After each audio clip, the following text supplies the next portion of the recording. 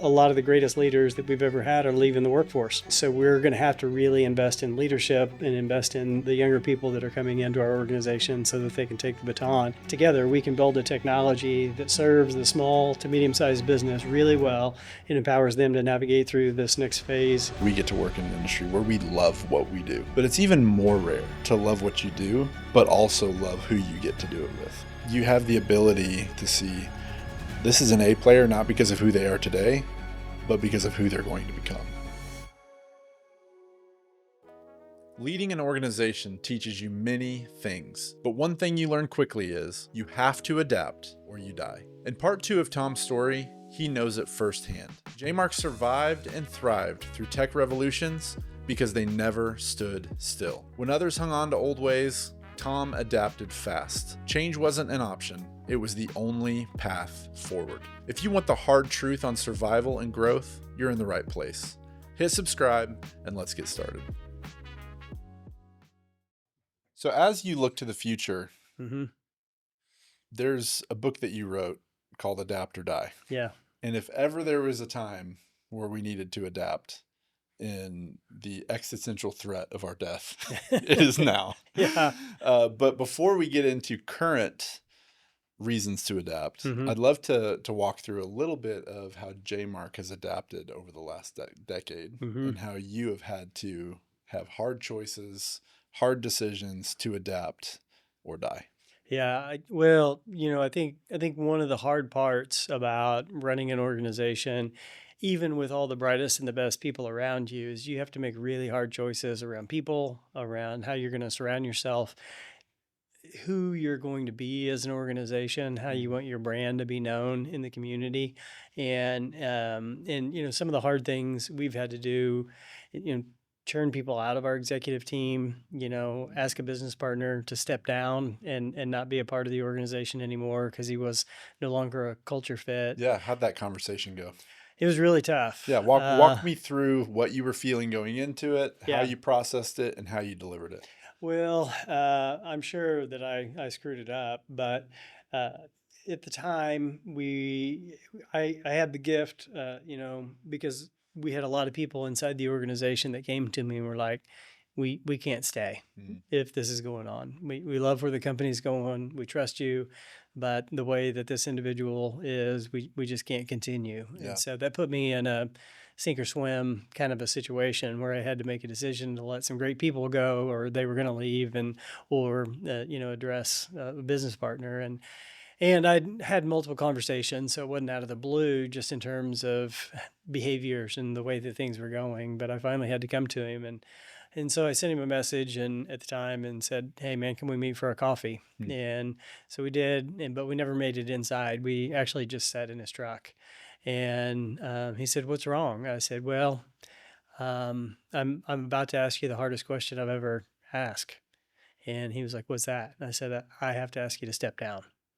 And I got upset. He got upset, but it was because regardless of the animosity and the challenges, we still had respect for one another. Totally. I mean, you're partners. Yeah, and a lot of hard times that we had navigated through and all those things. But he understood. He handled it. In the moment, he handled it with a lot of grace. We went through some hard times just emotionally as he was kind of reconciling with that later. But ultimately, we kind of went back to the fundamentals. How do you deal with challenges with honor and respect? And so we were able to give him a graceful exit out of the organization, celebrate all the contributions that he had, and yet recognize that the culture needed to take a step up, a level. We needed to step up in maturity and urgency at how we were enforcing the culture to make sure that everyone adhered to it. And you can't have a double standard in leadership. And because we needed to do that, we had to make the hard choices. And man, it is hard and heartbreaking, and all the emotions that go along with that. But turned out to be for the best. I even think back in the last decade of my career and how there's different seasons of your business.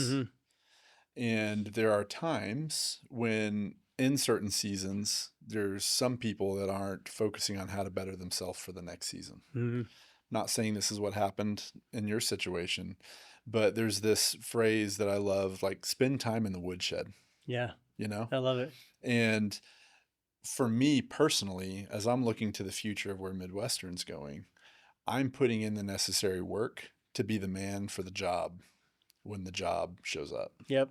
And I think that's a great lesson for all of us, no matter where we're at, a part of any organization, is that sometimes an organization can outgrow you Hmm. if you let it. That's 100% right. If you take your foot off the gas and you're not growing at the same pace that your organization is growing, you're at risk of being left behind. And you will be the one that people are saying, thanks for getting us here, but you're no longer the person to get us where we're going. That's right. And so that that takes a hard look at where the organization's going, who you want on board with this organization, and it's even harder to have that tough conversations with those that have taken their foot off the gas. That's right. Well, and I mean, it can be internal and executive teams or managers that we've all done it where we've promoted someone beyond their comfort zone or where they're should be, Mm-hmm. where they Isn't can that called the excel. Peter principle? Yeah, yeah, yeah, yeah. We say that we promoted someone to the level of their incompetence. Mm, You just get them out too far, yeah, and when that happens, it becomes really challenging for everyone in the circumstances to navigate through well. But I think fundamentally, going back to the conversation, though, you have to make the decisions that are right for the team, not for that in particular that's individual. exactly right. And that sometimes means that your job as a leader is really, really tough. Yep, for sure. Yeah. And to your point on looking ahead and the vision required, it's the old saying, meet the puck where it's going to be, not where it is. Yeah, And I think in today's world, as fast as everything is moving, it's never been as important to have that mindset, because your business can get out innovated and disrupted that's right. just in a heartbeat, and then you're sunk. Yep. I think about my dad when he was in corporate America when they transitioned from fax to email. Hmm. And then I think about myself coming into, you know, iPhone in my professional career. Things were moving into more mobile devices, cloud software, cloud architecture, right? Hmm. I think we're in that same moment. Yeah. And you have to be thinking, because you wrote the book, Adapt or Die, Yeah. you have to be thinking right now, how are we going to adapt in this new AI world? That's right. What is JMark doing? But more specifically, what are you doing as the steward of JMark Hmm. to position yourself to adapt and not end up dead? Dead. Yeah. Yeah. Well, a couple of things that I think are fundamentally important. Um, I think it's really critical for a founder to decide if they want to wear the visionary role or not, or the hat or Mm, not. Some founders are good operators, but they're not necessarily the visionary. And sometimes you can be a visionary for a season, and it's time to hand the reins off to somebody else. But if you own the visionary hat and you're responsible for setting the vision, then you have to be looking out mm, and, like we were talking about earlier, looking ahead and anticipating what's going on in those external factors. And so for me, I'm literally spending 3 or 4 hours a day just learning about what's going on in the landscape. I get up at 4:20 every morning, and I'm just ingesting as much information about the world, the technology shifts, and what different companies are doing, how they're thinking about things. Obviously AI is a big part of it, but it's also the back end. It's how does the compute play into it? How does power play into it? And mhm. and one of the challenges that I think we're going to have as a region in the Midwest right here is that we don't have any of the big three data centers in our backyard. Mm, And even our primary hospitals, they all run off of AWS. They lean into AWS to be successful. So, if we have a grid outage that is an extended outage, we're in trouble from an operational yep. perspective. So we need to be fighting for how do we get the big three tech players in our backyard, in our grid systems So where we're we have not a cut lot. off. So yes, yeah, because we today, if the data center is in somebody else's grid and not in our same sector, and it goes down, we're just SOL. And I think that puts us at risk. And so as we shift into cloud, as we shifted into cloud, you know, everything changed. AI is going to do the same, but our reliance on technology and our reliance to drive both health outcomes, economic outcomes, day-to-day business outcomes. I mean, we're leaning in more. Hmm. And so when that technology gets taken away from us for whatever reason, the economic and health ramifications are very substantial. Yep. So we have to look ahead and think about, well, what's it going to be like 10 years from now when your employee to agents ratio is going to be different in terms Hmm. of producing revenue for your business, for providing healthcare services, governmental services, whatever they are. Everything is going to shift in the next 10 years. And we're obviously not ready yet, but we don't have to be now. But it's our job to look out ahead Sure. and start preparing as soon as we can. I think that's really wise because I think about telephones. Hmm. When a natural disaster hits, Yes. all of a sudden the phone systems are down. Yep. Why is that? Because the influx and use of that crashes the whole system. Yeah. When we start thinking about AI running our businesses, Hmm. AI running healthcare, AI running finance, all these different types of industries, we can't sustain a 6 hour outage, No, right? just Because can't. it's not, oh, I can't call someone I care about now. It's, no, I literally can't run my business Hmm. in this moment. That's right. How does JMark think through positioning yourself as disaster recovery and getting out in front of, protecting these businesses as they're starting to adopt these new technologies in a way that keeps them in a safe place? Yeah. Well, fundamentally, I think it's our job to think about resiliency. So, how do we make sure that we're thinking through the worst possible scenarios, and then how do we navigate through those things? And so, we architect environments that kind of lean in from that perspective first. And so, we're developing with you guys in AWS. We're working on new technologies and new capabilities from that perspective. But then as soon as we get it built, we've got to think about, well, what happens when that site goes down and we don't have access to the redundant AWS site? Then what are we going to do? Yeah, And so we're already thinking about how we're going to navigate through those resiliencies, and what does it mean if we have to bring something back on prem, and sure. can we, when we develop these kind of technologies? And so I think you're anticipating all of the things from, if we look in the past, it's really easy. I mean, this morning, there was a major outage that Cloudflare. Cloudflare went Yep. down, and lots of people were impacted. The hard part that happens inside of technology environments is that it came up, we're good, everybody's happy. It's like, no, no, no. What did we learn? What did we learn Hmm. from this? What went down? How do we need to make sure that we're taking the opportunity to take that knowledge, pay it forward, and then create more resiliency in the future? And I think that's being in the industry for a period of time. I think the gift is that you've been through a few of those hard lessons so Yeah. that you can pay that wisdom forward and build those extra precautions in Well, place. well, clearly Cloudflare didn't learn because it was about this time last Last year, year I know. where they did the major software update that crashed everything. Yeah, So yeah, that's really interesting. yeah.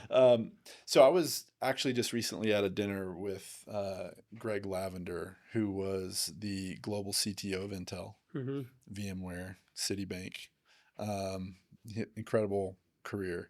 And he was talking about how there's a little bit of a shift changing between a hybrid model between cloud, on-prem infrastructure, and making sure that you're putting some of the low privacy issues in the cloud, but then you have like your lower cost on-prem long-term cloud Hmm. for an organization. How are you guys seeing that work its way out within our region and also nationally? Yeah, I believe in that approach, and I think it's going to continue to be the right approach, especially when we know that we don't yet have enough redundancies in the communications infrastructure in our region to handle some really bad things. Hmm. And so if you're 100% reliant just on the cloud environment, and you can't do anything local, I think it does put you at a lot of risk. Yeah. And so I believe that hybrid approach to technology management is the most healthy.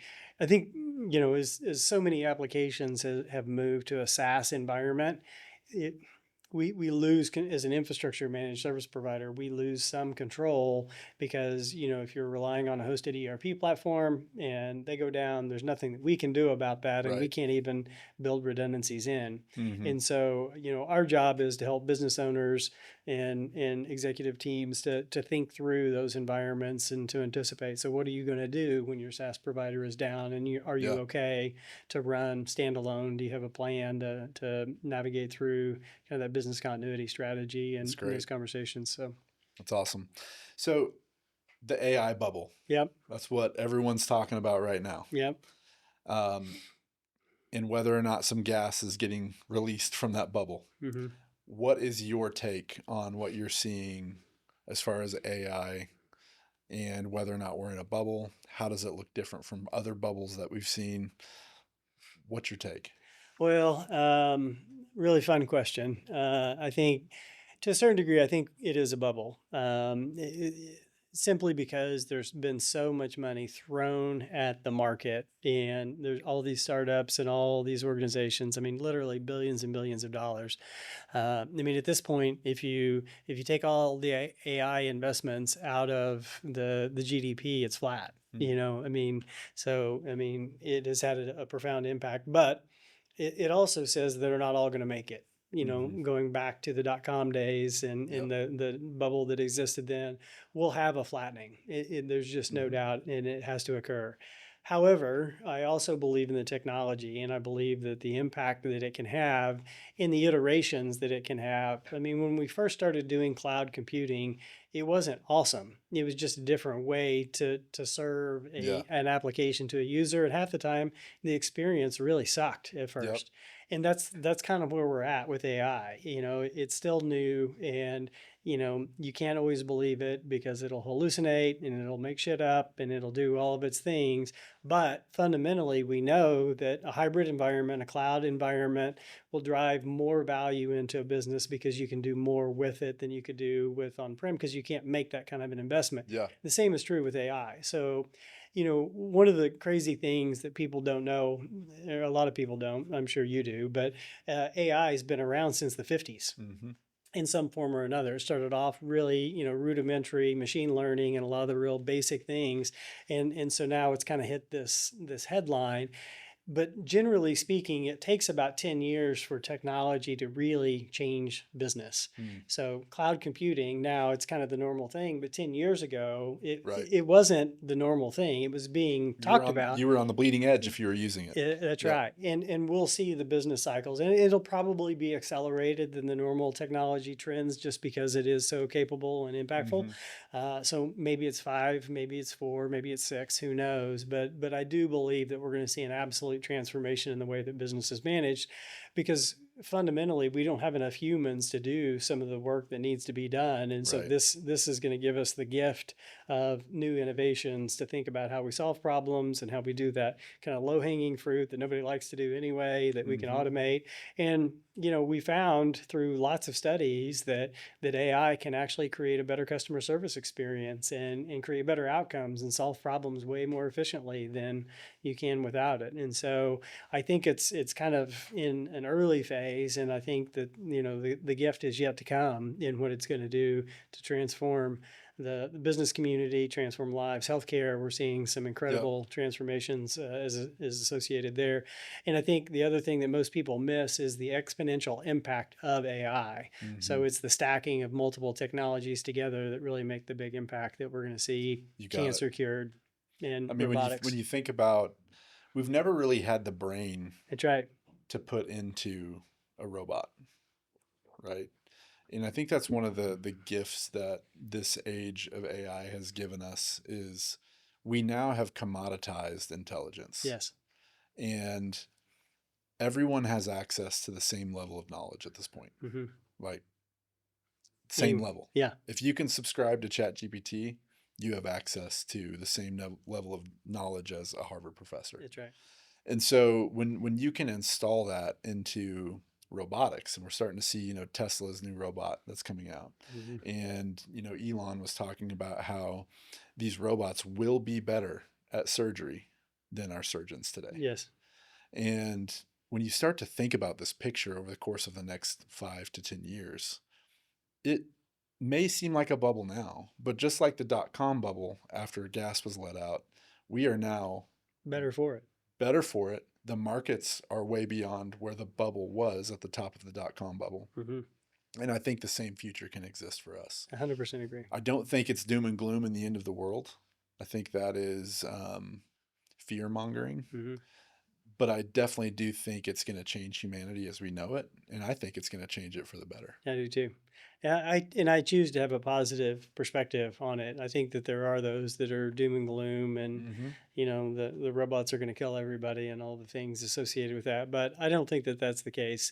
If you look back over human history, we've always figured out how to take the change in technologies, and for the most part, it turns out way better Yeah, as a result. You start all the way back to fire. I mean, you can do bad things or you can do good things, and we learned how to revolutionize things. We learned how to build cars. We learned how to do all yep, these things, and ultimately, we're a better society for it. And the most robust GDP in the world for comes from sure. the United States because of our innovations. And so, I believe in that future.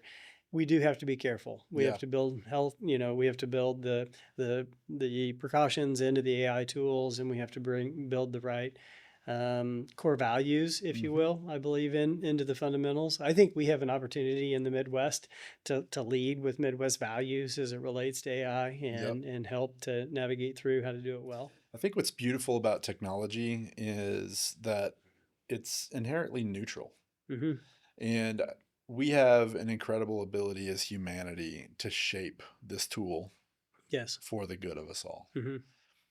There's obviously going to be a contrarian view to that. Hmm. Technology can be used for evil. We've seen it in past. Um, but I think if we as good people, good humans, work together, collaborate on what does it look like to shape technology for the good of our future, Yes. I think there's incredible things that can be done and released as a result.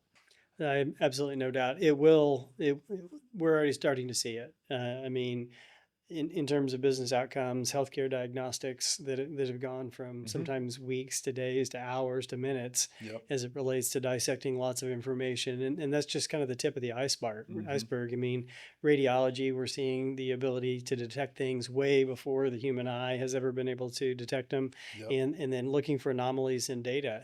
People are making major business decisions based on the analysis that AI can do on vast amounts of data and Mm-hmm. financial And information. what's amazing about that is when you think about where those innovations started, Yeah. it started with, is this a panda or not? Right? That's right. And now we're saying, is this breast cancer or not? Exactly. Or is this a brain tumor or not? Hmm. And you think about the fast forwarding of what can be done for the benefit of humanity Hmm. when it starts with, if this is a panda or not. What are we doing today that's going to impact our tomorrow Hmm. for the good of Yeah. all of our future? And, you know, we think about the race to AI and technology, but really there's an underlying race that's happening right now that infrastructure is having to change as a Yes. result of this. And so when we think about adapting or dying, there's a recent story where they wanted to do a big AI implementation in Atlanta, but Atlanta's electrical grid literally couldn't support it. Right. And then you've got stories all over the nation of people buying up water rights because of the cold fusion needs of water. Hmm. And so there's an energy race happening right now, preparing for the energy that is to come. However, you were talking to me earlier about what this is actually going to do, which is create more efficiencies in the technology. Because Yes. if there's limits at the energy layer, how do we resolve that? Well, we got to resolve that at the technology layer. That's right. So talk to me a little bit about that and what you're seeing on that front. Well, I think fundamentally constraints can be a very positive thing, and those constraints create a boundary that we've got to work within. And so, if we want to take advantage of these technologies and we want to advance them and get the most out of them, then we have to figure out how to re-engineer it in order to do it with less power, less compute, Mm-hmm. better processors, all the things. And so, we're already starting to see innovations in the way that the language models work, from trillions to hundreds of millions to millions of parameters in getting better outcomes.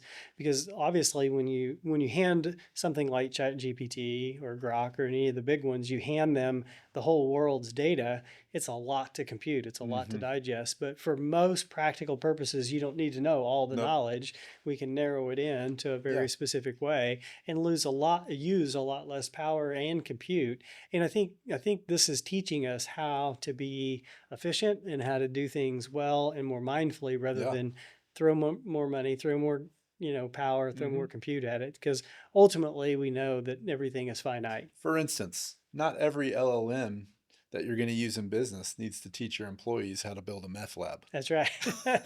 And it only knows how to build a meth lab if you've fed it All that the data. data, That's right. right? And so I think it's really imperative for us as we work with business leaders for us to help them understand that you don't need these huge models. No, you don't.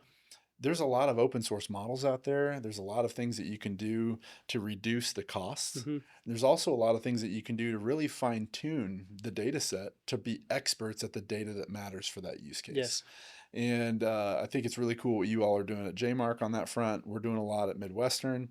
And I think the more that we can help these business owners understand that, the more able they will be to adapt this new technology and not get left behind. Well, and that's kind of the fundamentals of everything to do with adapt or die, that the world is shifting really quickly. And as leaders, our job is to adapt, identify, and embrace those new capabilities, whether it's leadership skills, whether it's the way that we lead the culture. We're dealing with the silver tsunami in the world today. So among everything else that we're dealing with, a lot of the greatest leaders that we've ever had are leaving the workforce. And so we're going to have to really invest in leadership and invest in the younger people that are coming into our organization so that they can take the baton.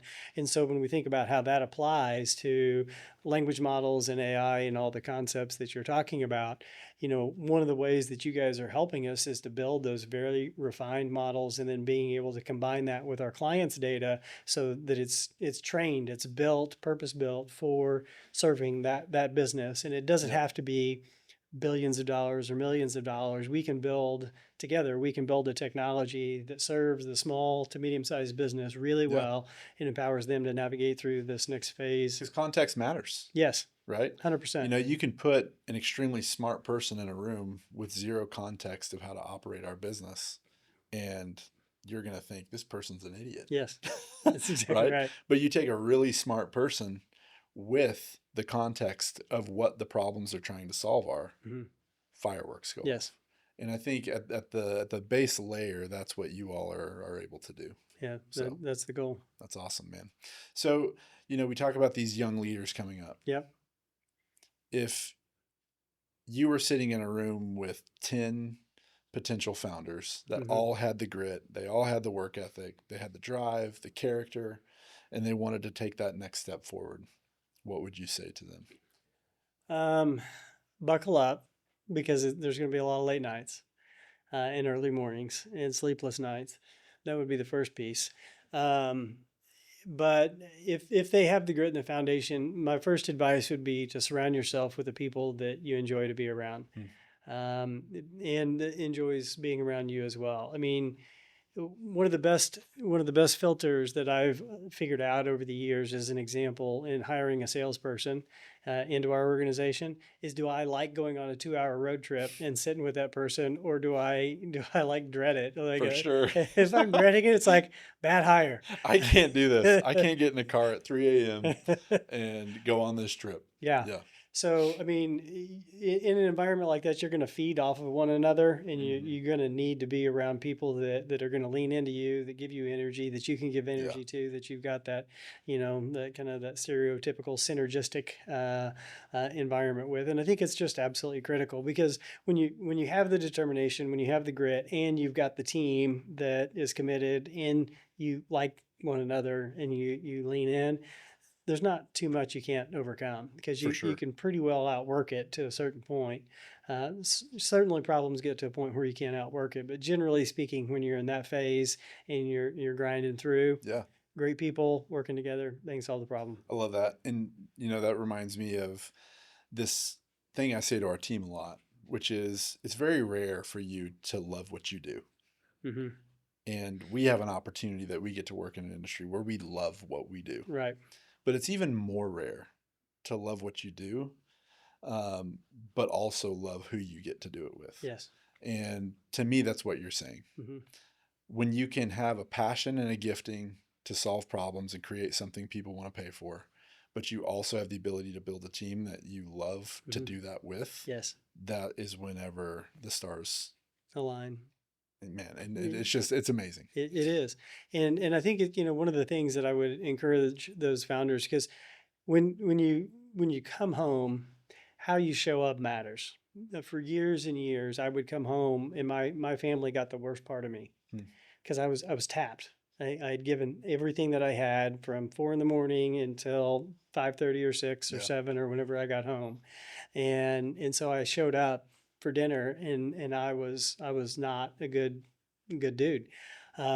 So when you have the team, you can still come home and your gas tank's not empty. You still have half a tank to give to your family. yep, And I think it's important that we learn that not only do we have to serve our teams and what it means to drive the vision forward, but we have to serve hmm, our families because they're going to be the ones that are sacrificing as a part of what it means to build a business. I mean, totally. it takes a village, and if you don't have that support and you're not giving that support, then it's a very uneven environment, and I love that's that not you good. mentioned that, because for me specifically, and it sounds like for you as well, the most stressful challenges that we face as leaders, it's not the problem that needs to get solved. It's not the technology.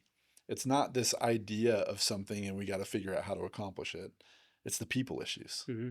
And when we can work together as leaders and leading people better, curating the right team, curating the right culture, and reduce the amount of people issues that we have to deal with as leaders, it actually frees us up to have more capacity to come home well rested, Yep. to come home ready to engage our families, to be great business leaders, to be great organizational leaders that see the future, and to be able to chart a path to achieve it. To innovate. So yeah, I think that that's really good advice for younger leaders, is be really careful who you bring on the team, because every bad actor you have to lead reduces your capacity and ability to lead a proper organization for the desired future that you see. Yeah, you end up, I mean, the Pareto principle, you end up putting 80% of your energy into individuals who are not contributing to the value of the organization.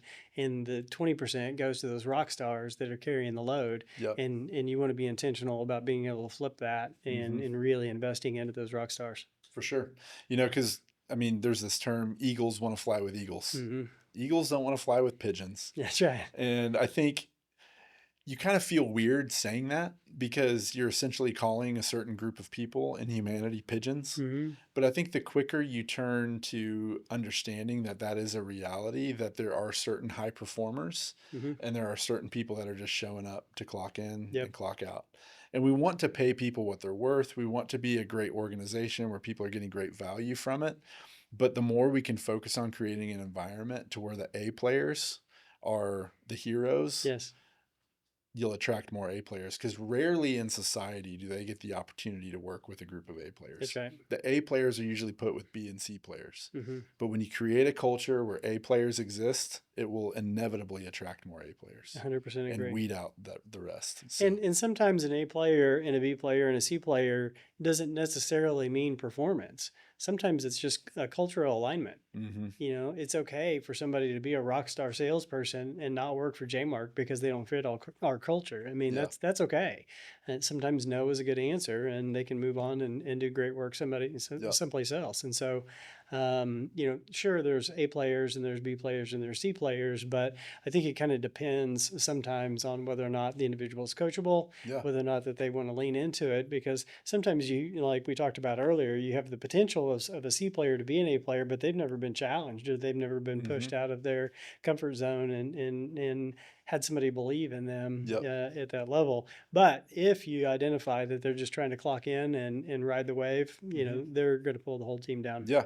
And I love that you mentioned that A players, it's not just their performance, it's what they're capable of Hmm. being in the future. Yeah.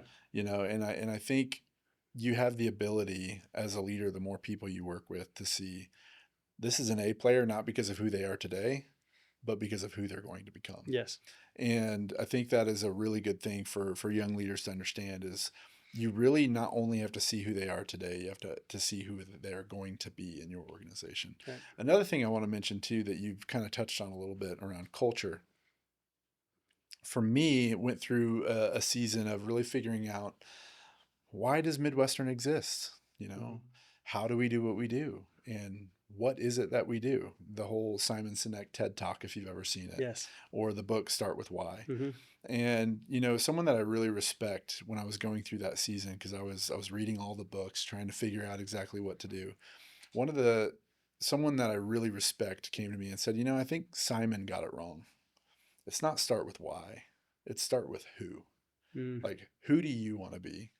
Who do you want your organization to be? And then you can start to focus on why and how and what. Yes. And so went through a season of really figuring out, who am I going to be and who is Midwestern going to be? Mm-hmm. And now we can work out from that. And I think for young leaders, I think it's really important to not lose your identity in your business, but to really take a look at, okay, I'm starting this business. What is my identity? It's not just the business. Correct. It's virtues, it's character, it's the things that are intangible, Mm-hmm. and then move out from that. Yes. So have you gone through a season of that?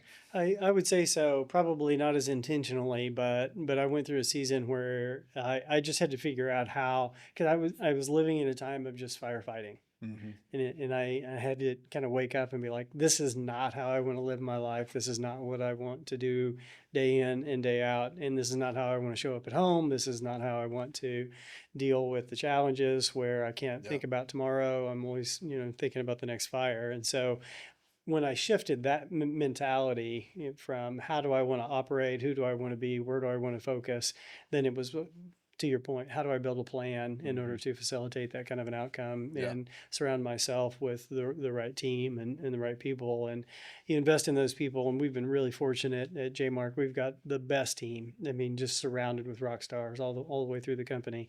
And that just gives you permission to worry and think about tomorrow and big problems like energy grids and things Mm-hmm. that your average MSP can't even think about. Yeah. But we're thinking about it and writing papers about it and trying to challenge status quo. So, great people around you give you the gift of freedom, give you the gift of time, give you the gift of creativity, and allow you to build a new future.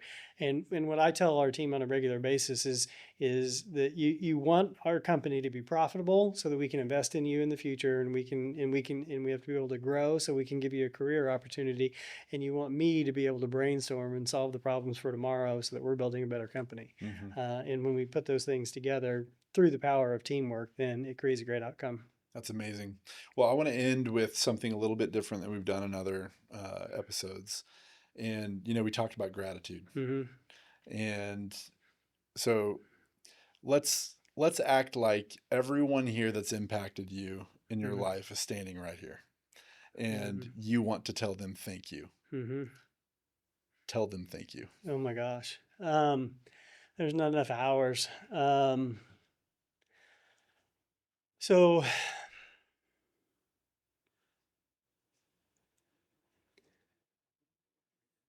the the gift started when I was so young. And we didn't get into the details, but when I was young, I had a learning disability, and my mom believed in me when nobody else did, and we had to fight through school BS and had to fight through teachers who didn't want to do it, and my dad who supported me through so many hard times. I mean, when you think about the gifts that you've been given, there's just no words. There's just no way to say thank you in enough ways. My dad said something to me years ago, and he said, "If you ever want to thank me, pay it forward to your kids, and that's your job." Um, and so I'm trying to do that the best I can, and making sure that we do a good job raising our family and paying it forward.